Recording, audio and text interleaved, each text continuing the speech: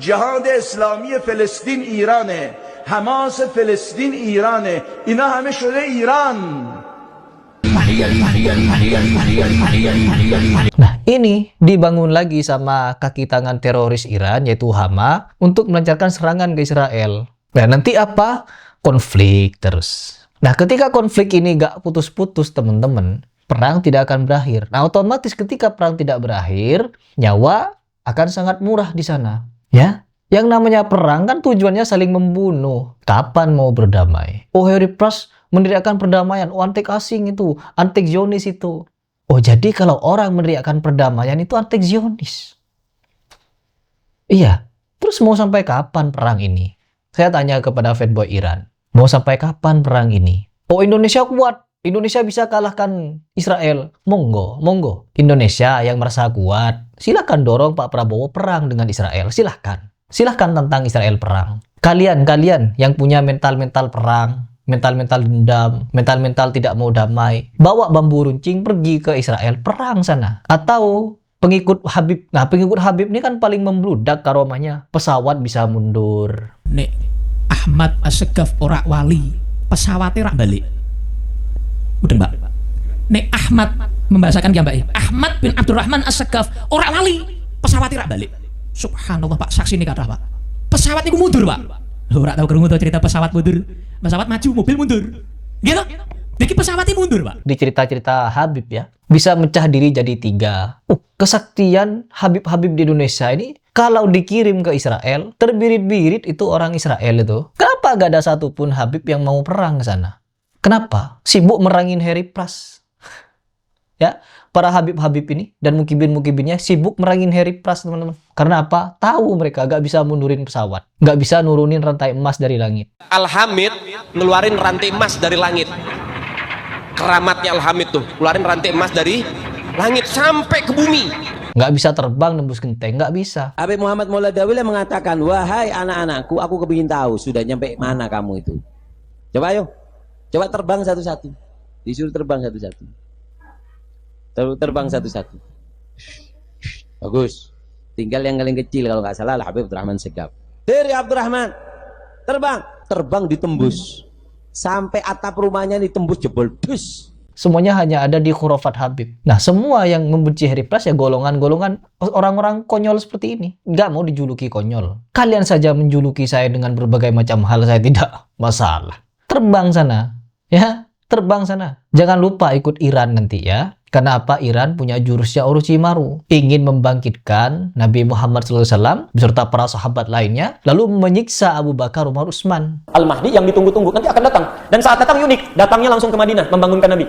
Ya, jadi Nabi sedang tidur dibangunkan, lalu Fatimah dibangunkan, Ali dibangunkan, lalu sama-sama membangunkan Abu Bakar, Umar, Utsman, dan mereka disiksa tiga-tiganya itu. Ya, karena menyiksa ahli bait, kata mereka itu, kata mereka. Di 12 imam, kepercayaan mulai rombak. Pakai jurusnya Orochimaru tuh. Itu Tensei no Jutsu. Kurang hurufat apalagi. Top memang. Ajaran dendam, ajaran teroris, ajaran konyol dari rezim teroris Iran.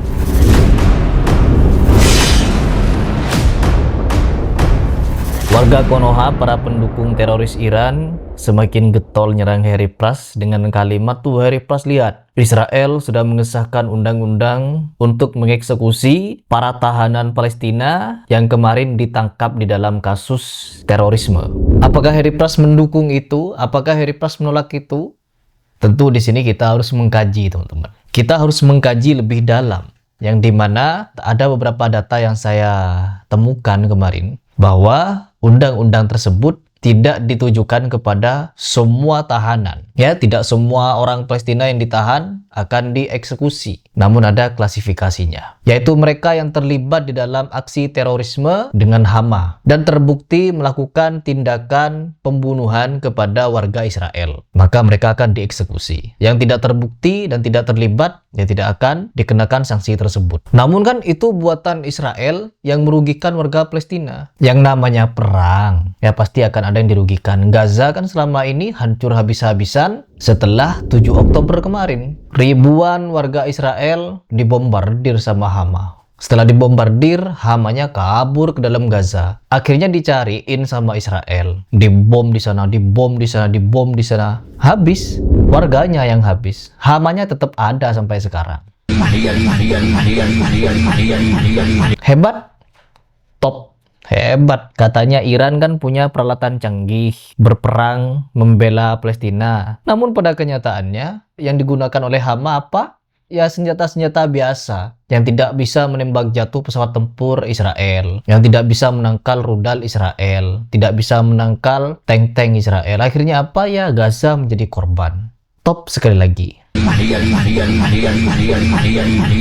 Nah, namun ketika Israel menyerang Iran dengan Amerika, akhirnya apa? Dibangun berita Iran meluncurkan rudal hypersonic.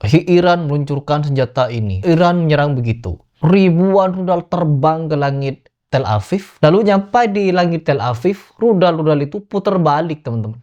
Putar balik, ngantem tempat persembunyiannya Ali Khamenei. Ngantem tempat persembunyiannya Mujtaba Khamenei, akhirnya terluka parah. Ngantem ke tempat persembunyiannya para komandan, para jenderal, para petinggi, para tokoh elit politik rezim teroris Iran. Akhirnya 70 petinggi Iran tewas. Karena apa? Saking canggihnya rudal Iran itu menyerang negaranya sendiri. Karena kalau kita melihat sampai tanggal 1 April, kondisi di Tel Aviv masih baik-baik saja. Ini seperti ini videonya.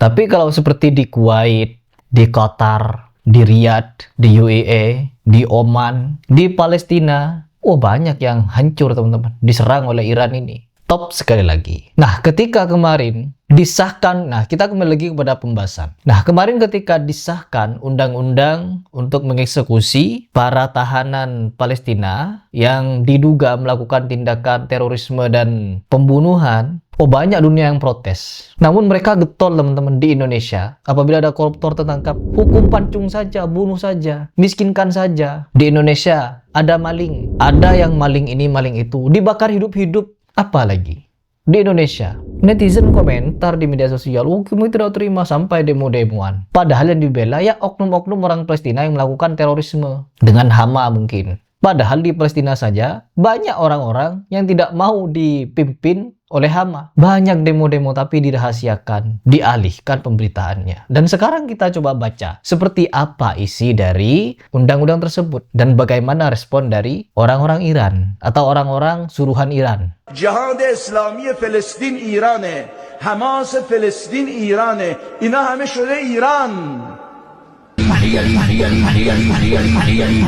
31 Maret 2026. Israel sahkan undang-undang hukuman mati untuk warga Palestina. Pada 30 Maret 2026, Parlemen Nasional Israel secara resmi mengesahkan undang-undang yang memerintahkan mahkamah militer untuk menetapkan hukuman mati bagi masyarakat Palestina yang membunuh warga mereka dengan melaksanakan aksi terorisme. Jika tertuntut, warga Palestina yang mendapatkan tuntutan mati harus dieksekusi dalam waktu 90 hari menggunakan hukuman gantung. Selain itu, warga Palestina yang telah mendapatkan tuntutan hukuman mati tidak dapat melakukan banding, dan opsi pengurangan hukuman yang diberikan penjara seumur hidup hanya dapat diberlakukan berdasarkan kondisi tertentu. Undang-undang ini tidak akan menghukum warga Israel yang terbukti telah membunuh warga Palestina. UU ini sah dengan 62 anggota Knesset menyetujui, 48 menolak, dan 1 tidak memberikan suara. Nah, menanggapi perkembangan ini, Menteri Keamanan Nasional dan Ketua Partai menyatakan bahwa UU ini merupakan bentuk dari keadilan bagi warga Israel yang terbunuh dan ancaman keras bagi para pembunuh. Di sisi lain, Presiden Palestina Mahmud Abbas mengecam UU tersebut sebagai pelanggaran hukum kemanusiaan internasional dan sebuah upaya untuk mengintimidasi masyarakat Palestina. Sementara itu, organisasi militan Hama dan Jihad Islam Palestina mendorong warga Palestina untuk melancarkan serangan. Nah, di titik ini saya semakin yakin bahwa Hama ini menginginkan kehancuran bagi Palestina. Sudah tahu tidak mampu mengalahkan Israel. Sudah tahu tidak dapat menyerang balik Israel. Masih ingin melakukan serangan ke Israel. Apa namanya kalau bukan serangan bunuh diri? Nanti Israel nyari Hama ke Palestina. Akhirnya tumpah lagi darah warga Palestina, darah warga Gaza maksudnya. Nah, ini mau bikin ulah mereka. Apa katanya? Sebagai balas dendam terhadap pengesahan UU tersebut. Balas dendam. جهاد اسلامی فلسطین ایرانه، حماس فلسطین ایرانه. اینا همه شده ایران.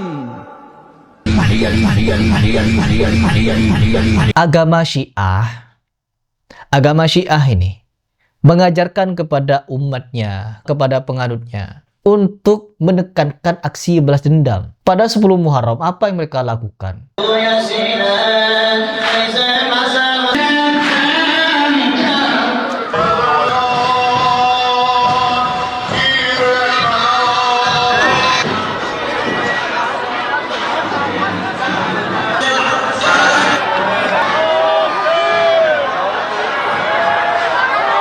Menyakiti diri sendiri dengan dalih apa? Dendam kepada Umar bin Khattab.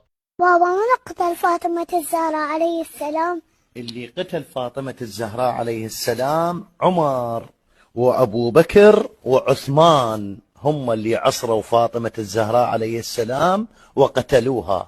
ومن الواجب إخواني علينا أن نعلم أولادنا من قتل فاطمة الزهراء عمر وأبو بكر وعثمان، لا نقول فلان وفلان، نكذب على الله وعلى أولادنا وعلى أنفسنا وعلى آل البيت ونقول فلان وفلان. لا، يجب علينا نقول ونعلم أولادنا من قتل فاطمة الزهراء عليه السلام عمر وأبو بكر وعثمان.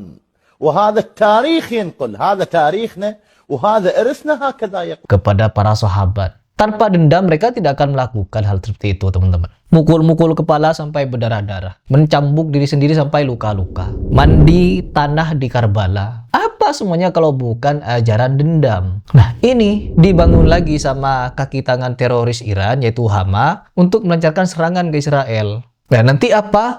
Konflik terus. Nah, ketika konflik ini gak putus-putus, teman-teman, perang tidak akan berakhir. Nah, otomatis ketika perang tidak berakhir, nyawa akan sangat murah di sana, ya. Yang namanya perang kan tujuannya saling membunuh. Kapan mau berdamai? Oh, Harry Pras meneriakkan perdamaian. Oh, antek asing itu, antek Zionis itu. Oh, jadi kalau orang meneriakkan perdamaian itu antek Zionis. Iya,